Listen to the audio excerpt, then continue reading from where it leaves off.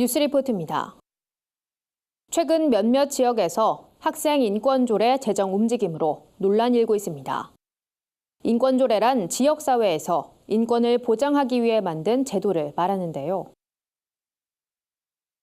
한국에선 1990년대 이후 활기를 띠게 된 인권운동과 인권법들의 제정이 배경이 되면서 2000년대 들어 지역 차원의 인권조례운동이 시작됐습니다.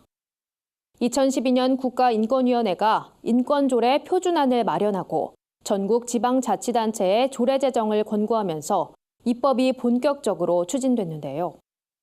최근엔 유일하게 인권조례가 없던 인천시가 지난해 12월 3년 만에 조례를 제정하면서 전국 17개 광역시도에 모두 인권조례가 제정됐습니다. 하지만 인권조례가 입법 예고될 때마다 논란은 끊이질 않는데요. 찬반 논란의 쟁점은 무엇일까요? 자세한 내용 여선아 기자가 취재했습니다.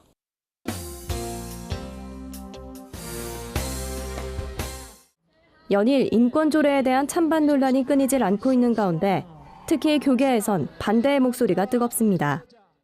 경남 지역에서는 지난 17일 목회자와 성도들이 인권조례안의 일부인 경남학생 인권조례를 반대하며 삭발을 하고 혈서를 쓰기도 했습니다. 이렇게 교계에서 강하게 반대하고 나서는 이유는 무엇일까? 전문가를 만나 논란의 쟁점을 들어봤습니다. 인권위원회법 2조 3호에는 그 차별금지 사유로 성적 지향이라는 단어가 들어가 있는데요. 성적 지향이란 동성애, 양성애를 포함하는 여러 가지 그런 서수자들의 행위들을 하는 모든 성적 행위들을 포함하기 때문에 인권조례에 포함되어 있는 성적 지향이란 말 때문인 건데 사실상 인권조례엔 성적 지향이란 직접적인 단어가 포함되어 있지 않습니다. 처음에는 인권조례 만들 때 성적 지향이라는 단어를 썼습니다.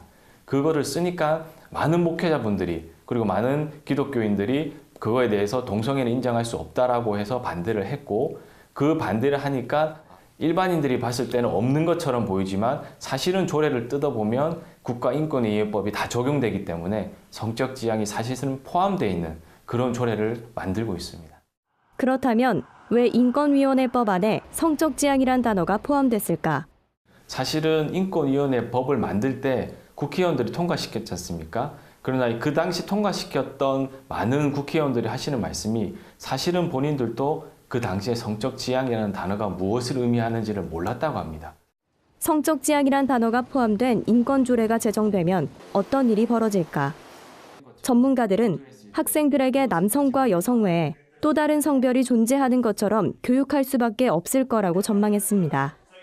또 일반 시민들은 성소수자를 인정하지 않으면 처벌을 받게 될 거란 우려의 목소리를 나타냈습니다. 일반적인 시민의 상식으로는 좀 이해가 되지 않고요. 오히려 그들에 대해서 반대한다든가 어떤 얘기를 했을 때 이게 오히려 이렇게 처벌을 받지 않을까 하는 그런 걱정이 됩니다.